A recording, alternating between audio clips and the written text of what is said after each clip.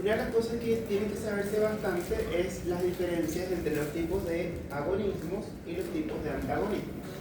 ¿Por qué? Porque ya van a ver, que lo vamos a partir a ver en la clase de Aines, que nos van a decir mecanismo, acción, agonista, tal cosa, agonista competitivo, agonista o antagonista competitivo, agonista parcial.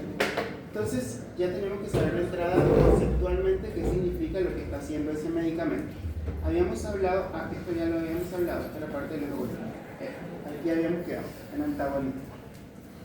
Habíamos hablado de agonistas, que había varios tipos de agonistas, los agonistas completos, los agonistas parciales, los agonistas inversos, etc.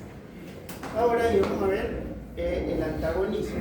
Tener en cuenta que un agonismo, lo que quiere decir, o básicamente la mayoría de los fármacos agonistas, lo que van a hacer es poner al cuerpo a que genere, o al receptor, más bien a que genere o active ese receptor para que genere la respuesta deseada. Por ejemplo, yo quiero hacer que tales receptores de adrenalina hagan su respuesta.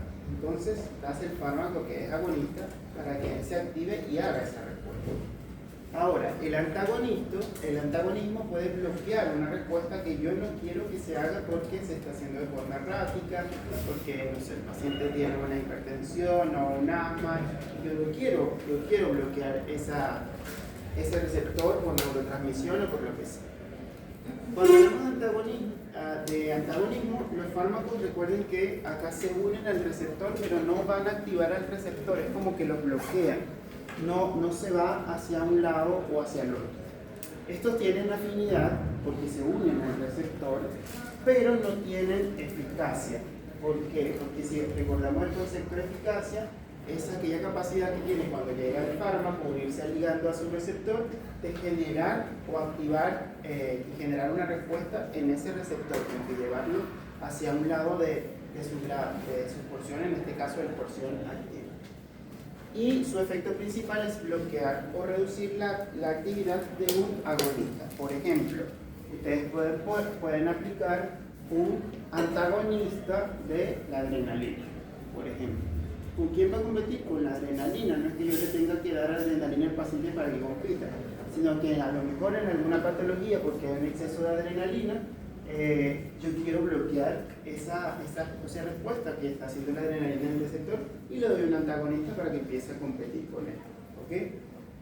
Entonces, el antagonista ocupa el receptor sin generar una respuesta. Esto lo tienen que tener claro, porque si ustedes le dicen que hay un fármaco que se mete al receptor y genera la respuesta contraria para lo cual ese receptor está hecho, eso no se llama antagonismo. ¿Cómo se llama? ¿Cómo? Se llama agonista inverso. Porque sí hace que el receptor haga algo, pero para el otro lado, que no es el lado activo.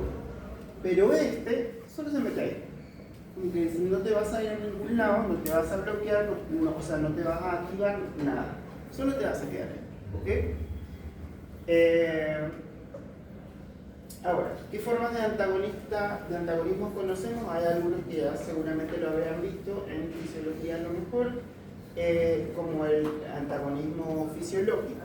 Son cuando compuestos producen diversos compuestos actúan de formas diferentes. Por ejemplo, insulina, glucagon, ¿cierto? Como compensación a nivel de, no sé, si tengo aumento de la insulina, el glucagon va a estar lo contrario, va a ser lo contrario, va a estar más bajo, y aumento de glucagon, aumento de insulina. Es como antagonismos, pero en realidad son fisiológicos porque son para compensación. Los químicos son neutralización entre diversas moléculas que también ocurren en el organismo, y los farmacológicos, que son los que vamos a ver, que es los más importantes para farmacología, o los que nos sirven para farmacología, que son estos antagonismos a nivel de receptores por sus moléculas y la unión con los ligandos. Entonces, vamos nosotros a enfocarnos de las formas de antagonismo que pueden existir en el cuerpo en el antagonismo farmacológico. De estos antagonismos farmacológicos voy a tener antagonismos competitivos, no competitivos irreversibles, que tienen que ver también, que generalmente son no competitivos, y los alostéricos. Acá nos dicen alostéricos negativos, pero en realidad podría existir un alosterismo positivo, solamente que no sería como un antagonismo como tal, porque el positivo como que hace que funcione el receptor. Esto sería como alosterismo. Entonces, del alosterismo, que ya vamos a ver qué es eso, el negativo funciona como un antagonismo. Vamos a ver algunas de esas características de estas propiedades, que estas propiedades son netamente qué hace este fármaco cuando se une a su receptor, cómo va a funcionar. Fíjense, el competitivo se une al mismo sitio que el agonista. Cuando hablamos de antagonismo, recuerde que esa palabra antagónico es porque él está haciendo lo contrario al agonista. Entonces siempre tenemos que llevar o ese pensamiento o su pensamiento de que si yo estoy hablando de un fármaco antagonista es porque hay un agonista de base, porque si no, ¿a quién va a antagonizar? Si se lo doy, no existe nada que antagonizar, no es un fármaco como tal, ¿para qué yo daría un fármaco que no tendría nadie a quien antagonizar? Probablemente sea entonces un agonista u otra cosa. Entonces, fíjense, no activa el receptor, ya eso lo sabemos, y su bloqueo es superable, y esto es así, en amarillo. Es superable con la concentración del agonista. ¿Por qué? Esto es una competencia por el receptor. Si usted tiene un receptor de adrenalina y usted tiene adrenalina en el organismo, se va a seguir sintetizando adrenalina por la razón que sea. Y la adrenalina va a ir a su receptor de adrenalina. Pero administra un fármaco X que es afín y que le gusta, es selectivo de ese receptor de adrenalina. Pero se adhiere a su receptor y no lo activa, no hace nada, solo ocupa el espacio. ¿Para qué? Para que la adrenalina no se adhiera al receptor y no lo active. Entonces, ¿qué va a pasar? El antagonista competitivo compite con la adrenalina por el lugar del receptor. Si yo doy una dosis suficiente que supera la acción del agonista, más sitios él va a ir ganando porque está más concentrado y entonces va a disminuir el efecto o la eficacia de la adrenalina. Pero esto es una competencia. Si aumenta la dosis del agonismo, entonces va a sacar al antagonista de su lugar y el antagonista va a estar en menos concentrado o menos concentración y el agonista vuelve a ser eficaz. ¿Sí? Porque es una competencia y esta fijación no es una fijación covalente e irreversible. Es una fijación que rápidamente, según concentraciones, puede cambiar. Entonces, en la curva dosis-respuesta, que es lo que vamos a ver, eficacia máxima no va a cambiar porque no hace nada, no activa el receptor y el trabajo del agonista va a ser igual. Aumenta probablemente la de 50, la potencia y desplaza la curva. Vamos a verlo mejor aquí. Miren, esto es una curva de efecto del agonista versus concentración del agonista. Esto es la curva que vimos en pasada de un agonista completo, que nosotros damos una dosis del medicamento, el medicamento a medida que aumenta su concentración va aumentando y voy a ir teniendo un efecto. La mitad de su concentración versus el efecto, voy a tener aquí la E50, la potencia, y voy a tener aquí la E max, que la E max es la eficacia máxima o el efecto máximo que yo puedo lograr con este fármaco. Recuerden que si yo le doy más medicamento a este paciente, una concentración más alta porque quiero tener efecto y el fármaco está aquí, ¿qué va a pasar? Nada. ¿Por qué? ¿Por qué? Porque está inhibiendo. Por ahí sí. ¿Quién? Ya se acabaron los receptores, no hay más. Por eso, su efecto máximo está en relación con la otra curva que habían dos gráficas de un lado y del otro, que decía KD, y que KD la 50 y acá la ocupación máxima de receptores. ya no hay más receptores, ya no hay nada que hacer. Usted le puede poner mucha dosis y esta curva no va a ser así, sino que se va a mantener. Ok, pero esta es la curva de agonista solito, un agonista completo. ¿Qué pasa si a este agonista, a este mismo medio, ahora yo le pongo un antagonista competitivo de ese agonista? Van a empezar a competir por el mismo receptor. Entonces, a medida que empieza a aumentar la dosis del antagonista, entonces el agonista no es que vaya a disminuir en efecto o en eficacia. El agonista va a seguir siendo eficaz mientras él esté. ¿Qué le pasó? Que las concentraciones, miren esta concentración, miren el efecto. Miren toda la concentración que debo tener del agonista hasta acá ahora, para que él pueda casi llegar a su efecto máximo. Necesito mucho más, porque un agonista más un antagonista competitivo, lo que me está diciendo en la otra curva es que hay receptores que se empiezan a ocupar con el antagonista competitivo. Pero si yo le doy más dosis de agonista, mucho más, que supere las dosis del antagonista competitivo, la curva puede volver a ser un poco más allá. ¿Sí? Porque esto es, lo importante de esto es que no tiene, el antagonismo competitivo no es irreversible. ¿Ok? Los enlaces que hacen no son covalentes. ¿Quedó claro eso? ¿Sí? ¿O no? Esa es preguntísima, examen. La prueba está hecha y hay bastante agonismo y antagonismo y todo eso. ¿Ok? Por ejemplo, miren, hay algo de propanolol. Es un fármaco antihipertensivo o beta bloqueante. Beta bloqueante. Cuando le damos, vamos a suponer que tenemos un paciente que tiene una hipertensión, donde tiene actividad del sistema simpático de forma importante, aumentada, y tiene un montón de adrenalina. Y la adrenalina es esta curva. Pero ¿qué pasa ayer si yo le doy a este paciente propanolol? Entonces ya no voy a tener a poca concentración un gran efecto de esa adrenalina, sino que voy a necesitar mayor concentración de esta para que yo pueda tener un efecto de la adrenalina. Cuando yo le doy el propanolol al paciente, dependiendo de la dosis, yo no voy a bloquear todo el efecto de la adrenalina, porque si no, la adrenalina es necesaria para las funciones simpático-miméticas, cardiovasculares. Yo voy a bloquear cierta parte de los receptores para que se compense la actividad sinérgica o la actividad, en este caso, simpático-mimética en el organismo. ¿Okay? Va a seguir estando, va a seguir teniendo efecto el agonista, pero con una concentración ahora de antagonista, porque tiene receptores que van a estar bloqueados. Ok, el otro tipo de antagonismo es el no competitivo e irreversible. ¿Qué pasaba con el competitivo? Si ustedes tienen un antagonista competitivo de X, el que sea, siempre lo primero que tienen que tener en cuenta es que siempre se puede revertir eso. ¿Cómo? Aumentando la dosis del agonista.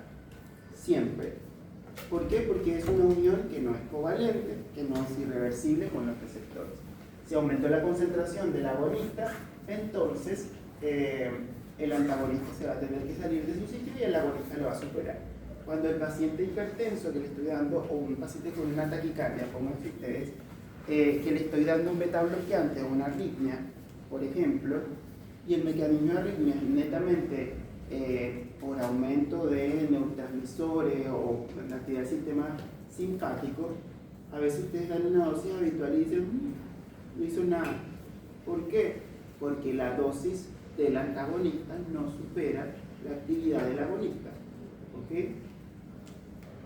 O mejora un poquito, pero el paciente sigue con la causa, la etiología, que es lo que le está causando la taquicardia o lo que sea, y entonces después el organismo responde aumentando mucho más la producción de adrenalina y vuelve otra vez el paciente a hacer la taquicardia o la arritmia o lo que sea. Entonces es importante tener en cuenta qué tipo de antagonismo es el medicamento que yo estoy usando para ver si yo puedo jugar con esto y decir, aumento la dosis del agonista, ¿qué hago? ¿Lo quito? ¿Lo cambio? No va a funcionar porque ya la dosis está elevada y esto, el agonismo que está haciendo el cuerpo es demasiado. Así que eso hay que tenerlo en consideración. Entonces, el antagonismo no competitivo actúa en otro sitio como alostérico o interfiere con la activación del receptor MICA. Él no va a competir con nadie. Él lo que hace es que o bien se adhiere a otro lugar del órgano del receptor o cambia las señales moleculares para que el receptor no pueda tomar a su agonista. Aquí da igual la concentración del agonista, da igual nada, porque lo que vas a hacer es básicamente cambiar algo en el receptor para que el otro no pueda hacer su efecto, no pueda activarse, etc. Ese antagonista no competitivo eventualmente podría ser irreversible. Cuando es irreversible es porque hay una unión del antagonista con su receptor, pero es covalente. Como por ejemplo, lo más típico de esto es la aspirina. ¿Okay? Se une fuertemente al receptor, no hay la capacidad de enlace que hace tan fuerte que la única forma de que otro antagonista pueda ir a adherirse es que se destruya el receptor y formen un nuevo receptor en la célula o que la célula termine su ciclo de vida. ¿Okay? No son tanto los medicamentos que lo vamos a encontrar como antagonistas irreversibles. Ahora, quiero esto que habla un poquito de las curvas. Fíjense esta curva de efecto versus concentración. Aquí tengo un agonista solito. Es la misma curva. Ahí está la SUE50, ahí está el EMAX, un agonista típico. Pero ¿qué pasa si yo le doy a este mismo paciente un agonista, este mismo más un antagonista no competitivo? ¿Qué pasó con la Emax de ese paciente, el efecto máximo o efectividad máxima? Ojo, aquí es como que si fueran dos curvas, pero en realidad aquí lo que estamos haciendo es el agonista solo, no sé, adrenalina solo. Pero ahora, a esa adrenalina le puse un antagonista no competitivo de la adrenalina. ¿Qué pasó con esto? Miren su efecto máximo, concentración versus efecto máximo. Ahora, concentración versus efecto máximo. ¿Qué pasó con EMAX? Descendió de una forma considerable. ¿Por qué? Porque aquí estoy en presencia, aquí da igual la dosis del agonista, porque aquí no hay una competencia.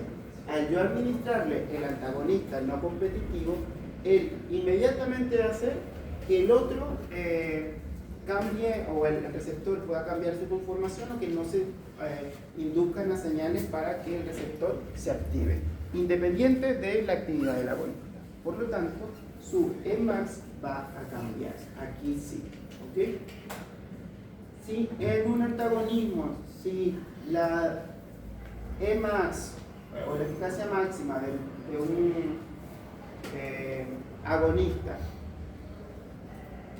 depende netamente de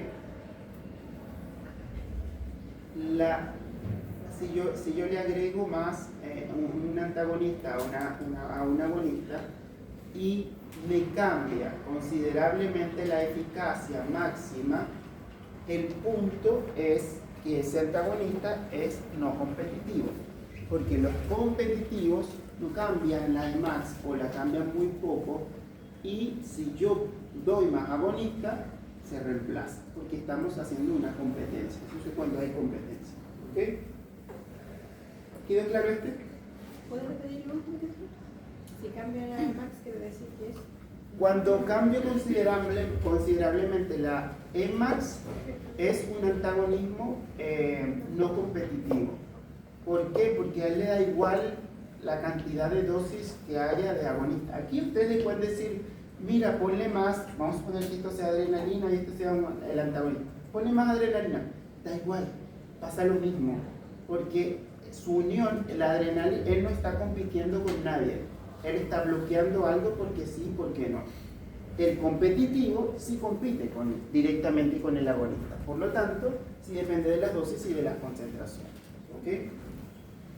Y por lo tanto, si cambia, en este cambia considerablemente de max y en el anterior no. ¿Okay? Ok, hay algo que se llama modulación alostérica, que era lo que les decía que la alostérica negativa funciona más como antagonista. Este alosterismo, fíjense en estos cuadritos, que es como un ejemplo enzimático. Esto es un receptor y aquí hay ¿cómo se llama? Una proteína que funciona como un inhibidor. Si esa proteína, este es el sitio activo del receptor, es decir, aquí debe unirse el ligando, el fármaco, en esta porción. Pero esta molécula va a irse a otro sitio del receptor y va a hacer que este receptor unido a esta molécula, que en este caso un inhibidor, que sea un fármaco, vaya a cambiar su configuración, su conformación en su lugar de donde acepta el receptor. Entonces viene el sustrato y no lo puede tomar porque se ha cambiado. Entonces hizo un alosterismo de inhibición o un alosterismo negativo. Lo que hizo fue pegarse a otro lado, que no es en el lugar donde se adhieren los agonistas de ese receptor, para cambiar la configuración y que él no pudiera aceptar a su fármaco agonista. Eso se llama alosterismo negativo. En realidad es un tipo de antagonismo también. Pero también existen alosterismos positivos. Fíjense que esto es otra molécula, un fármaco o una molécula se une fuera del sitio donde el receptor es activo, donde se tiene que unir al agonista, pero la configuración la cambia para que el sitio de acción sea mucho más afín, como que sea mucho mejor la respuesta. Entonces se llama alosterismo positivo, como que maximiza la respuesta del agonista. ¿Okay? Evidentemente, el alosterismo positivo no es una forma de antagonismo, eso está claro, ¿no? Sino que es una forma de ayudar o acentuar la respuesta del agonista. ¿Ok? ¿Ya aclara eso?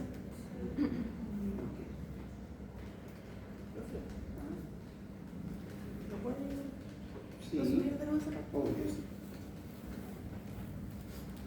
Hay unas formas de antagonismo que se llama alosterismo, pero alosterismo negativo. Esa es la forma de antagonismo. El antagonismo o el alosterismo negativo es porque existe un receptor. ¿Se acuerdan la parte del receptor? Por ejemplo, el receptor transmembrana, donde tiene ¿cómo se llama? La parte, ¿cómo se llama? El dominio efector y el dominio como receptor, que está fuera de la membrana. Que allí es donde se tiene que unir el agonista. El antagonismo alostérico o el alosterismo no se va a unir a donde se une un agonista. Eso sería, ¿cómo se llamaría eso? Antagonismo competitivo. Se une ahí, ocupa el lugar del receptor. Él se une en otro lado, en algún otro sitio, dependiendo del tipo de receptor, y lo que hace es que al unirse de otro sitio, cambia digamos que la conformación del dominio de unión al ligando para que este no sea compatible con el agonista. Y simplemente el agonista viene y dice, no soy afín aquí, no me puedo adherir, entonces está bloqueado el lugar. Esa es la parte antagónica como tal. Y la parte más bien de potenciar el agonismo es el alosterismo positivo, que es lo mismo, pero en vez de cambiar la configuración para que no se adhiera el agonista, lo que hace es que maximiza por la configuración del lugar de acción, etcétera, etcétera, la respuesta de un agonista, como que hace el agonista más eficaz, básicamente. ¿Okay? Esto pasa cuando en las benzodiazepinas, cuando el GABA, donde está un canal iónico y ahí ellas actúan, ellas lo que hacen es cambiar esa configuración de forma positiva para que pase el cloro y ocurra el proceso de despolarización mucho más efectiva en la neurona. Como que hacen un alosterismo positivo, lo hace más permeable o más afín al canal, a lo que haga el canal como tal. Pero sigue estando unido a otra parte del receptor. Siempre. Para generar esa fuerza. Siempre. La palabra alosterismo siempre va a hacer relación a que está unido al receptor, pero por otro lado. ¿Ok? No es en el lado donde el receptor tiene su dominio de aceptar ligandos. Por otro lado está metido. Por otro lado lo modula. Eso es lo que se refiere netamente a la modulación alostérica. Y esto es los tipos de antagonistas como en una ¿cómo se llama? En un gráfico. Fíjense, efecto, concentración de dosis, y estos son agonistas reversibles. ¿Cuáles son los agonistas reversibles de los tipos de antagonismos que vimos? ¿Cómo sería ese? ¿Cuál de los tipos?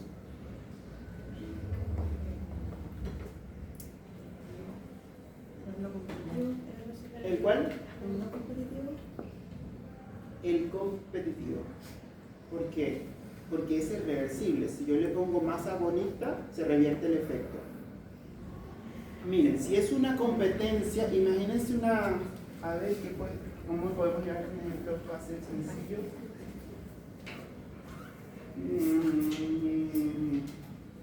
Si es una competencia, el que tenga más o el que tenga más fuerza, más gente, ese es el que va a predominar. Entonces yo lo puedo revertir, dependiendo de, lo puedo revertir. El antagonismo competitivo, si tú le pones un antagonista competitivo, pues le va a quitar efecto al agonista. Pero si yo le pongo más agonista, pues se va a ir el antagonista, porque ellos están luchando por un lugar en el receptor, por el mismo lugar. Entonces eso es reversible.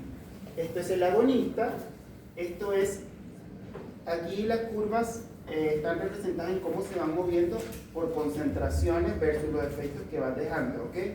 Esto es agonista solo, poca concentración y empiezo a tener un efecto máximo. Pero si ese agonista yo le pongo un antagonista, no es que no voy a tener el efecto del antagonista, porque bueno, esto depende de la cantidad y de la dosis y todo esto.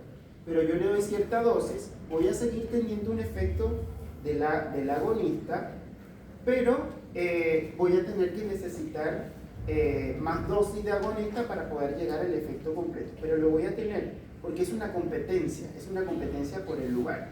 Si uno hay más, entonces el otro es el que va a ir ocupando esa silla, por así decirlo. Y si yo le pongo más antagonista a esto, miren la cantidad de agonista que yo necesito para poder llegar al efecto máximo de un agonista. ¿Ok? Es ir jugando con eso.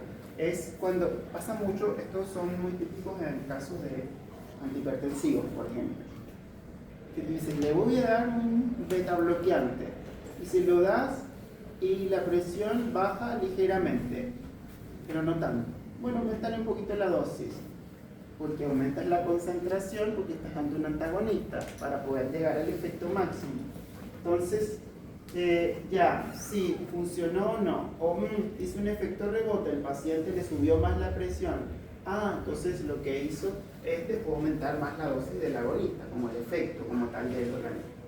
Entonces ahí hay que cambiar a veces la vía de cómo trato la hipertensión, es decir, ya, el sistema simpático no me está ayudando, tengo que cambiar esta forma de tratar la presión, porque si no voy a estar aquí subiendo y bajando, y el paciente no va a salir nunca de la crisis. Ahora, estos son reversibles, dependen de la dosis del agonista. Yo lo puedo cambiar. Los irreversibles, ¿qué característica tenía? Principal, modificaban la Emax, la eficacia máxima del receptor, del efecto del agonista.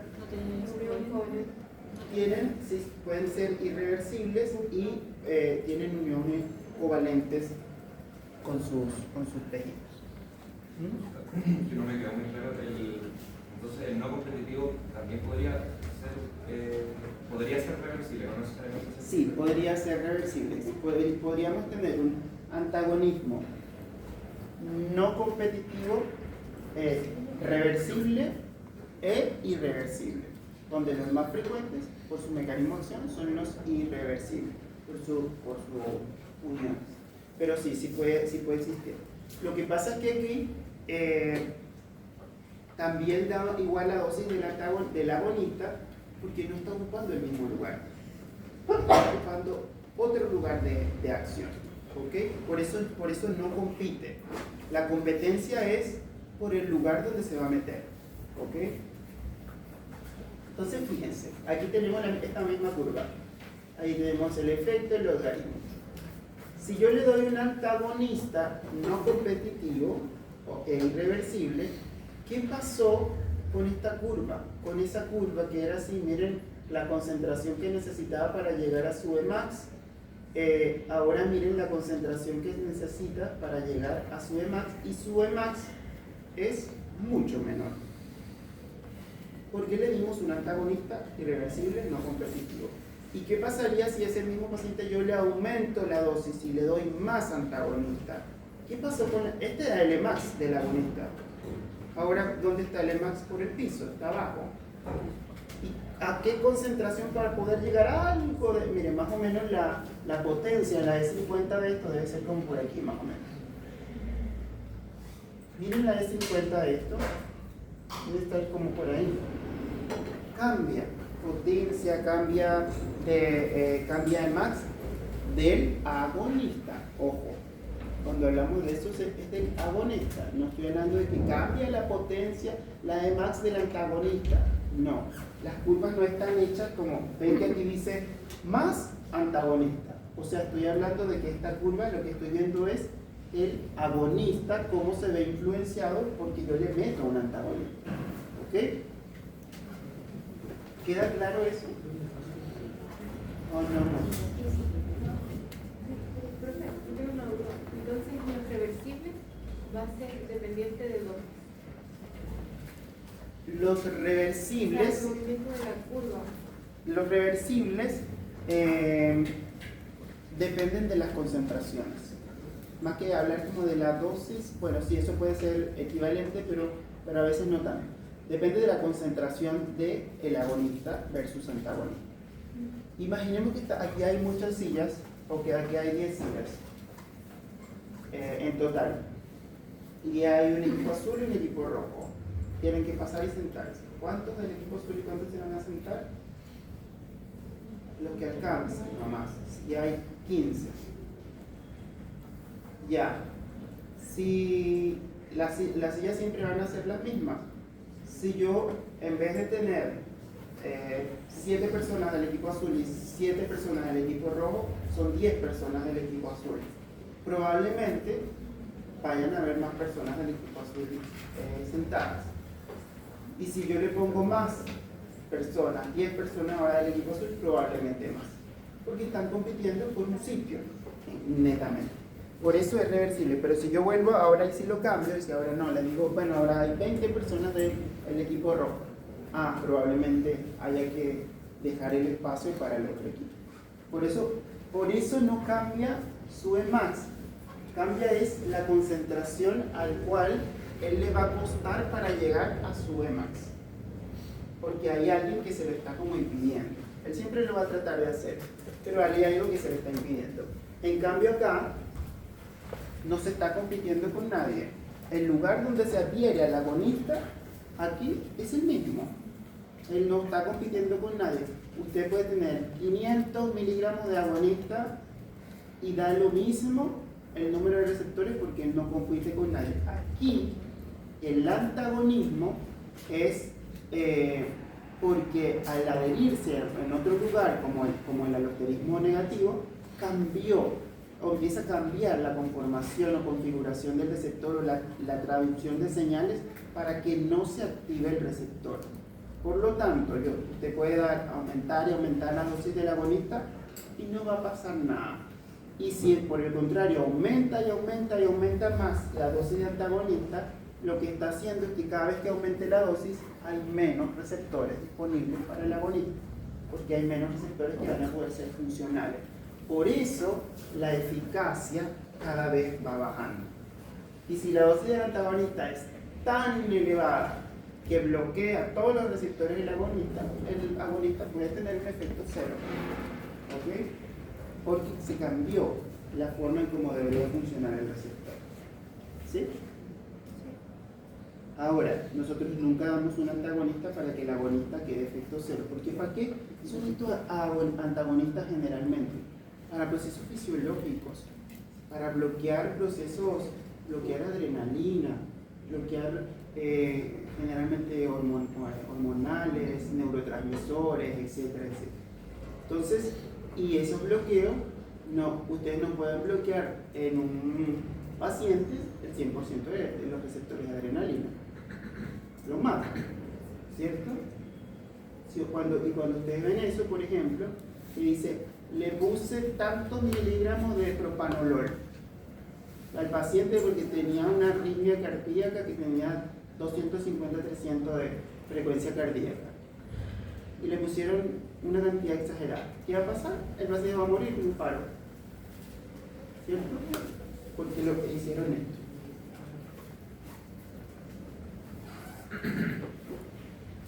Ok, y hay algo que es bien interesante que se llama sinergismo. El sinergismo es cuando ocupamos básicamente un medicamento o un fármaco con otro para un fin específico ligado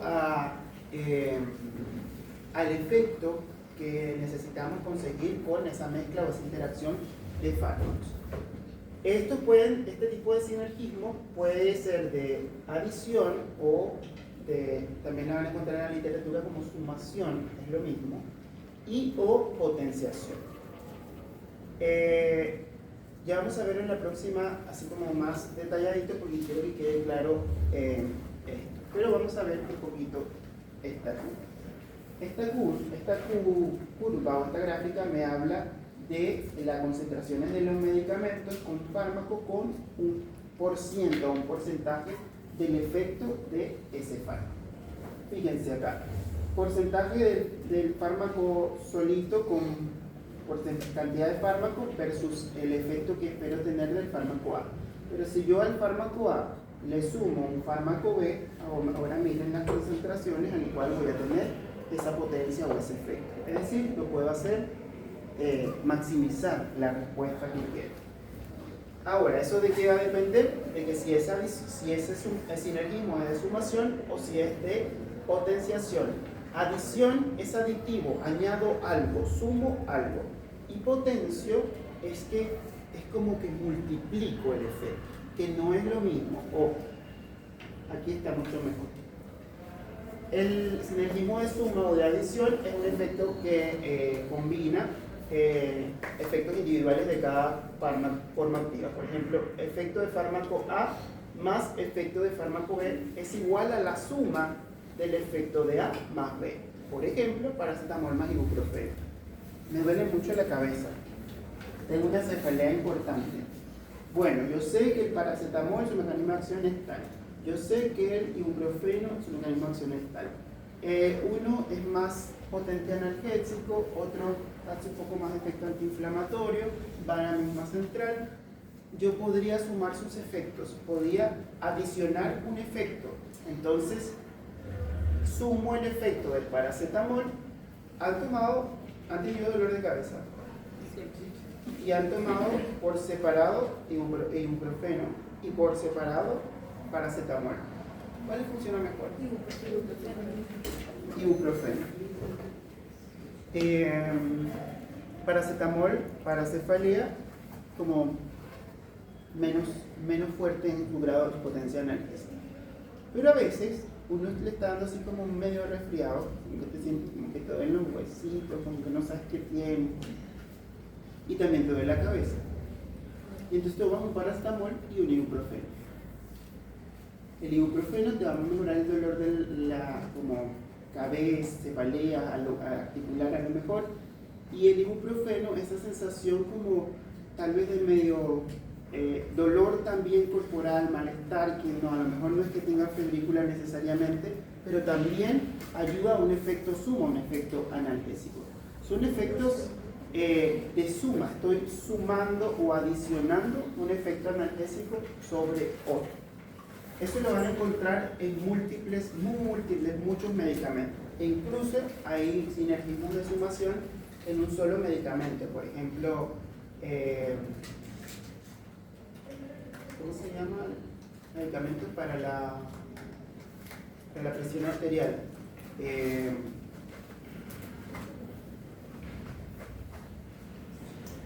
Un IECA, por ejemplo, o un ARA2, losartán más hidroclorotiazida, que es un diurético. Viene como junto. ¿Ok? Adiciono, sumo el efecto de esto. Si yo sumo A, que es el losartán, y sumo B, que es el hidroclorotiazida, el efecto va a ser igual a A más B. Ambos van a ayudar a bajar la presión, pero con efectos sumados. Paracetamol con tramadol. ¿Aquí en cuál? Paracetamol con tramadol. Ok. Existen sinergismos o mezclas de medicamentos que eventualmente, si sus vías de cómo funciona el mecanismo de acción del medicamento hacen lo que se espera, pero dentro de su eficacia conocida como medicamento son básicamente muy parecidas. Por ejemplo, ibuprofeno y paracetamol, sí, sabemos que el paracetamol no da tanto dolor de cabeza, pero sin embargo, si un paciente toma 1 gramo de paracetamol, es posible que vaya a bajar. Pero existen tratamientos como tramadol, que son derivados de la morfina, donde su potencia es mucho mayor. Entonces, cuando yo lo sumo con otro, que podría ser más potente, yo podría tener una potenciación más que de sumación.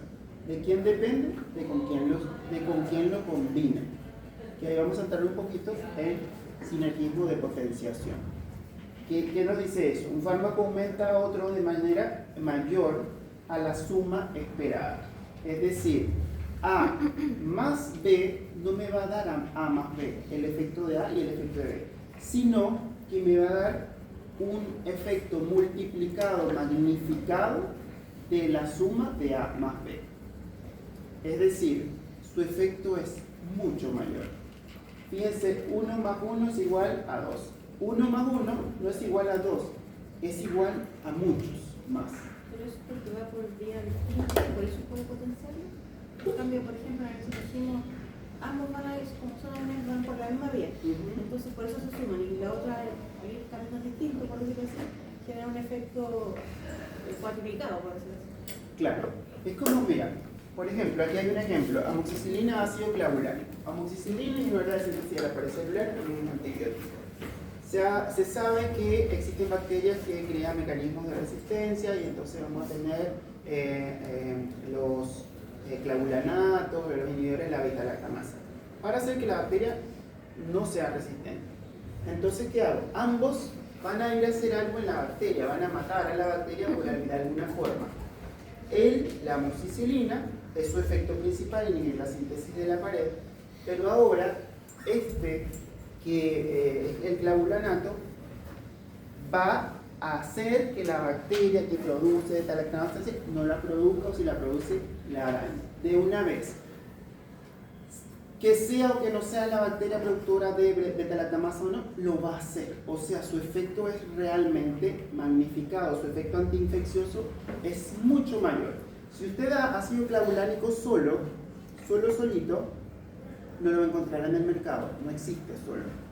Porque él solo, así como que tú dices, bueno, y sí, inhibe lo que está haciendo la bacteria, pero ¿quién ataca directamente a la bacteria? Ah, bueno, la amoxicilina.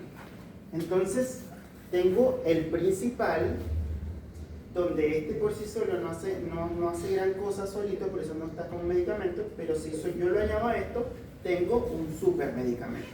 Tengo un efecto mucho maximizado. Ahora, el ejemplo que nos estaba... Paracetamol más... ¿Apellido? ¿Cómo otra vez? Andrés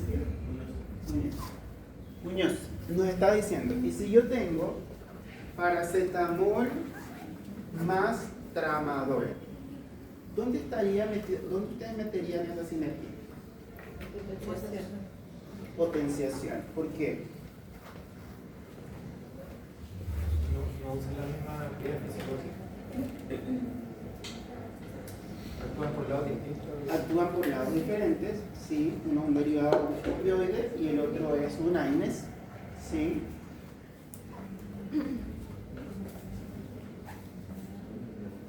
La pregunta es sencilla. Si ustedes usan para tramadol, que es un derivado del opio y tienen efecto del tramadol, potente analgésico, el paciente puede tener algún efecto adverso, etc. Solito, en el mismo paciente, e inmediatamente le suman un paracetamol, donde voy a tener los efectos de analgesia, antipiresia, etc. El resultado de eso en mi paciente es sumarle el efecto analgésico de uno más el analgésico y antipirético del otro. O sea, eso va a ser igual a más B es igual a AB, o A más B es mayor a A más B. Es mayor. ¿Sí? Facilita que se llegue al efecto de digo, no se suma. Facilita que uno funcione mejor. Que funcione mejor. No facilita que uno funcione mejor que el otro. En este caso. Tengo dos efectos, pero uno no funciona mejor que el otro. A ver, es que esto tiene que quedar muy claro porque puede ser confuso. Hay un fármaco que se llama antibiótico trimetoprim sulfamethoxazol. Estos fármacos son inhibidores de la síntesis de folatos en general, pero inhiben dos pasos diferentes de la síntesis de folatos en las bacterias. Entonces, trimetoprim solo existe y trimetoprim sulfa existe también, o sea, y sulfamethoxazol, perdón. Entonces, usted puede usar trimetoprim, que es un fármaco, más sulfamethoxazol, que es otro fármaco. En la inhibición de la síntesis de ácido fólico en una bacteria, el trimetoprim actúa al inicio y el sulfa actúa más adelante. Ambos llegan a lo mismo, pero hacen una cosa aquí y una cosa aquí. Si yo doy trimetoprim solo, que actúa al inicio de la síntesis de ácido fólico, tengo una respuesta. El inicio, la inhibición de síntesis, ahí. Si yo doy sulfa sola, tengo una respuesta que es como más al final, la inhibición. Ahora, la suma de ellos dos me va a dar una A más B, AB, o me daría A más B es mayor a AB. ¿Por qué? Que yo estoy entendiendo de que por dos vías distintas van a dar el mismo efecto, pero es mayor efecto porque, por ejemplo, lo que estaba hablando es los dos inhiben. Pero como los mismos puntos de inhibición, el efecto es mayor, como más asegurado. ¿Y eso qué sería?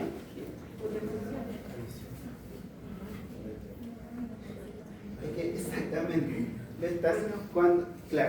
Cuando yo estoy sumando efectos 1 más 1 y tengo un efecto analgésico importante, es una adición, sumo un efecto y nada más. 1 más 1, un efecto de analgésico.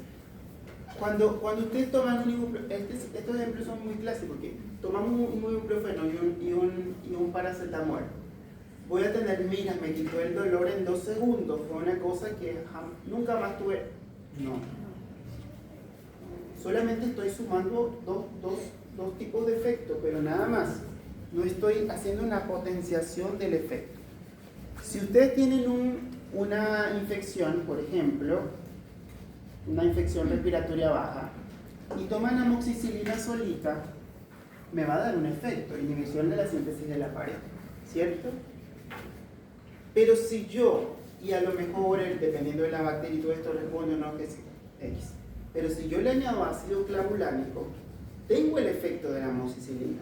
Sí, pero además de eso, el ácido clavulánico potencia el efecto antiinfeccioso de la amoxicilina y hace que la bacteria se produce beta-lactamasa, no las duplica y las bloquea. Es decir, lo convierte como en un super antibiótico, porque ahora hace mucho más cosas dentro de, dentro de lo que normalmente haría uno solito. ¿Ok? ¿Sí? Y el efecto como de la bacteria y además destruye la bacteria. Exactamente. Sin embargo, el otro como que va a influir la inflamación y además calma el dolor. Exacto. Si ustedes, miren, y lo piensan, lo que acabo de decirles ahora está bastante buena como para pensar. Si ustedes dicen, voy a hacer un sinergismo, y ese sinergismo es que yo pongo este más este, y me haga un efecto analgésico, y bueno, ya, sí, me va a mejorar el medicamento. Eso es adición, porque están adicionando un efecto. Pero si ustedes dicen, yo pongo este y este, y wow, el efecto es increíble, porque estoy haciendo varios pasos para lograr el efecto antiinfeccioso, analgésico, lo que sea, eso es una potenciación, estoy potenciando un fármaco sobre otro. ¿Ok? Entonces, la amoxicilina clavulánico es una potenciación. Esto, en general, cuando son analgésicos, son adiciones de efectos. El paracetamol con tramadol, entonces, ¿qué sería?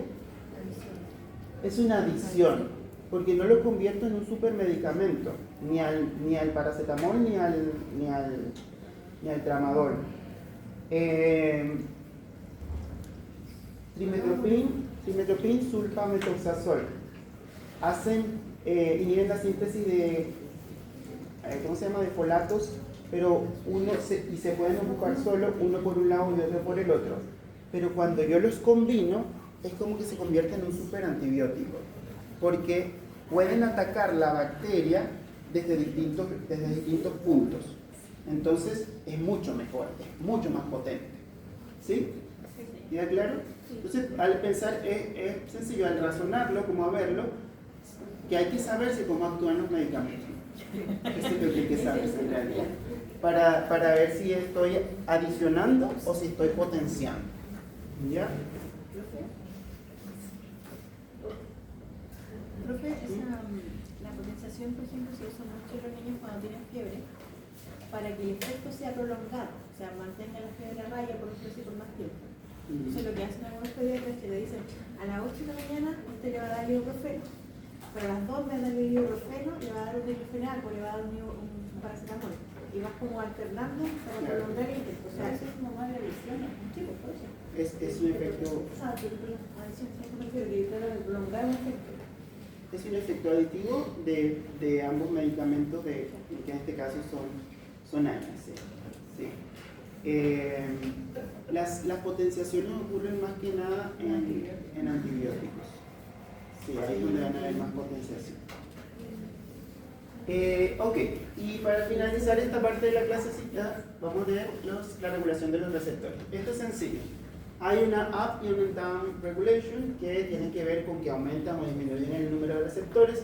Hay algo que se llama desensibilización, donde disminuye la respuesta de los receptores sin cambiar el número, e internalización, donde el receptor como que se esconde de la membrana.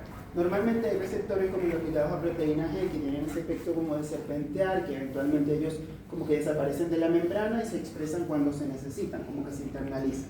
Pero de todos estos mecanismos de regulación, uno de los más importantes es la desensibilización, porque es uno de los mecanismos que más ocurre en los receptores, sobre todo por exposición prolongada a medicamentos, o cuando se usan los fármacos en forma crónica. Lo que quiere decir que los cambios en los receptores van a ocurrir por exposición por largo tiempo, en estos tratamientos que tienen pacientes crónicos. Uno de los pacientes que mayor presenta proceso de desensibilización de los receptores son los asmáticos, los que tienen el salbutamol para arriba y para abajo, que no lo dejan ni que... ¿Por qué sí, por qué no? Eso.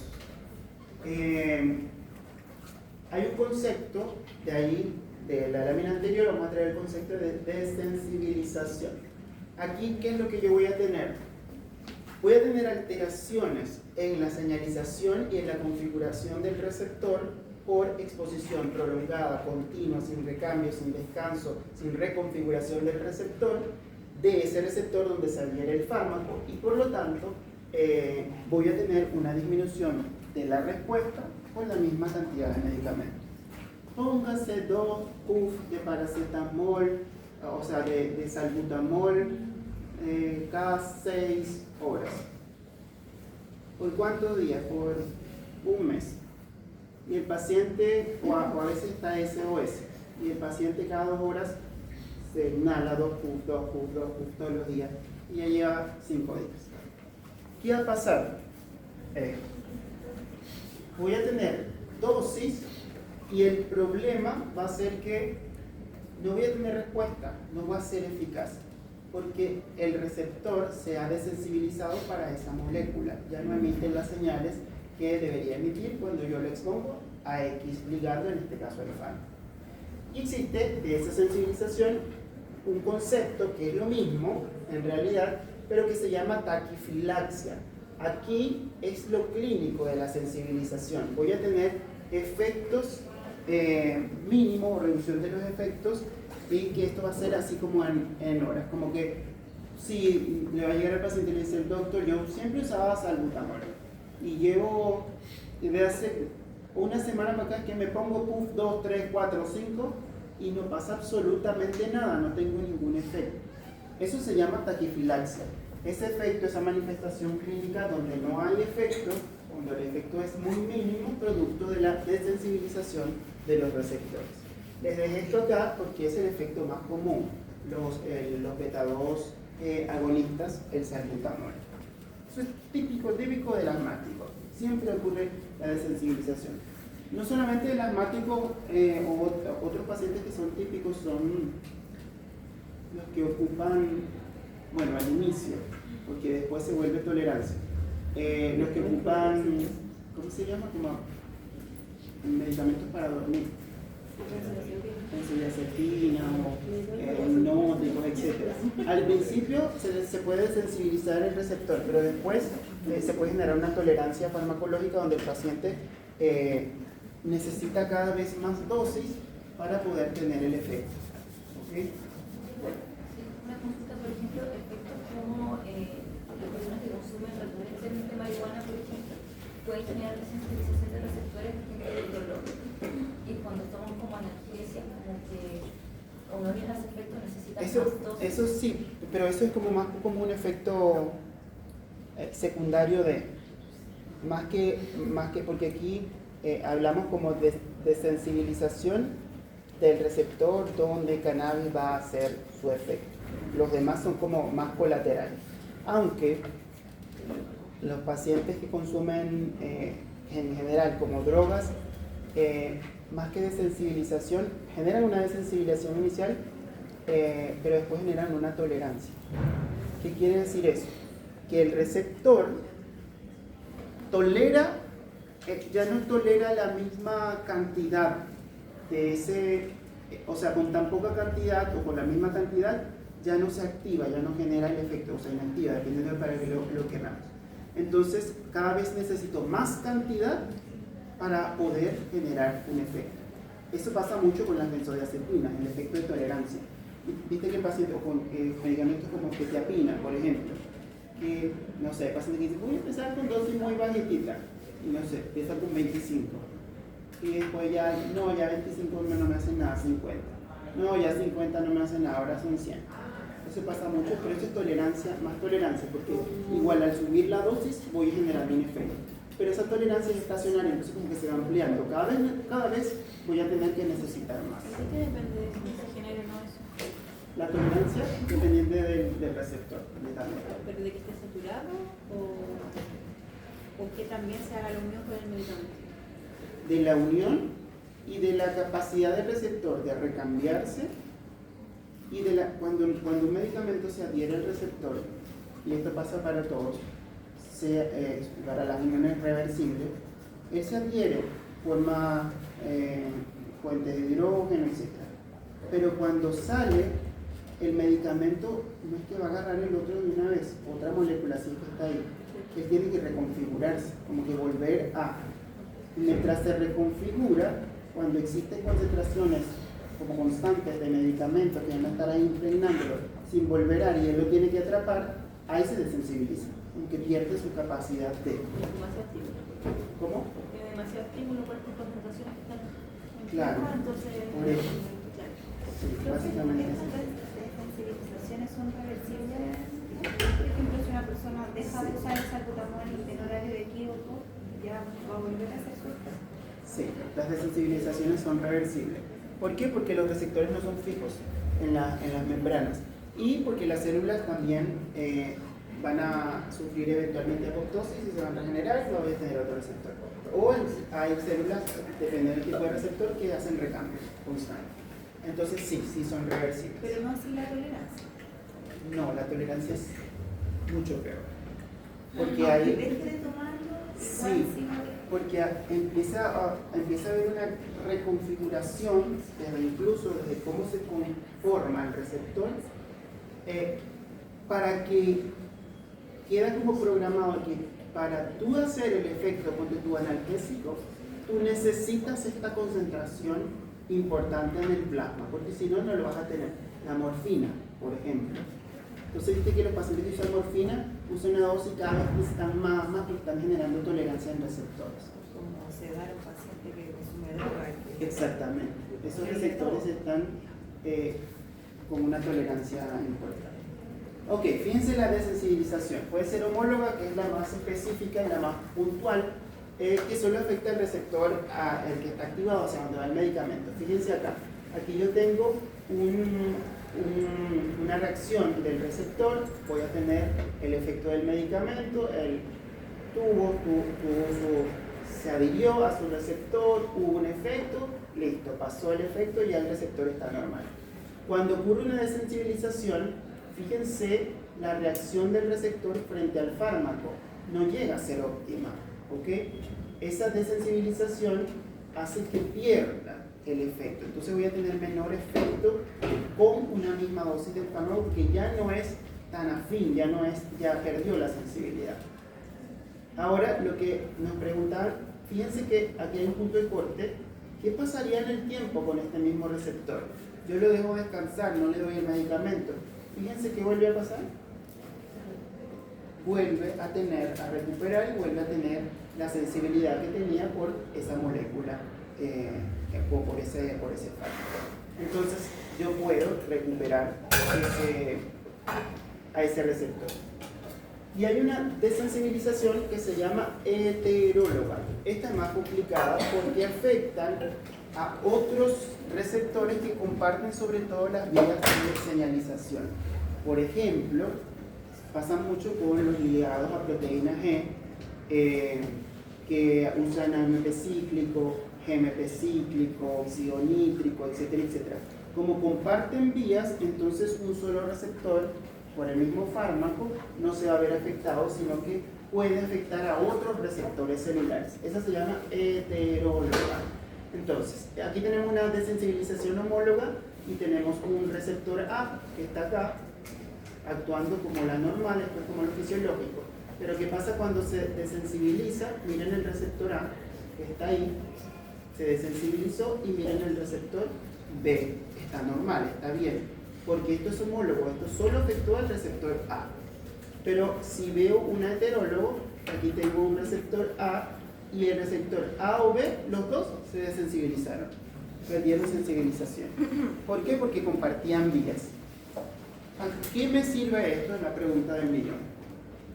Para que yo pueda saber, si un medicamento o qué medicamentos tienen procesos de desensibilización, si es homólogo, si es heterólogo. Si usted sabe que existen medicamentos como el salbutamol, que generalmente hace desensibilización homóloga, y llega el paciente y le dice, ese es el típico paciente, es que el salbutamol ya no me hace nada, yo me pongo 2 3 y ya no me hace nada. ¿Qué tienen que hacer con ese paciente? hay que quitarle el salbutamol, hay que cambiarlo, hay que darle otro medicamento que no actúe en los mismos receptores, porque si no, no van a hacer lo mismo. Si no, no voy a darle tiempo a que el receptor vuelva a resensibilizarse. Eso es lo primero, porque yo sé que está haciendo una desensibilización y el paciente se los dice, es que me lo pongo y no me hace nada. Y cuando el paciente ve que el paciente del salbutamol le dicen SOS, o sea, lo pone cuando le da la gana, entonces pone 10 puntos. Se desensibilizó. No es una tolerancia, porque si fuese una tolerancia el paciente le decía, es que doctor, ahora me pongo 10 y con eso es que me funciona. Porque se está adaptando el receptor a dosis más altas para poder funcionar. ¿Ok? La tolerancia farmacológica es la típica del paciente típico, el que usa medicamentos para dormir o ansiolíticos, este tipo de medicamentos.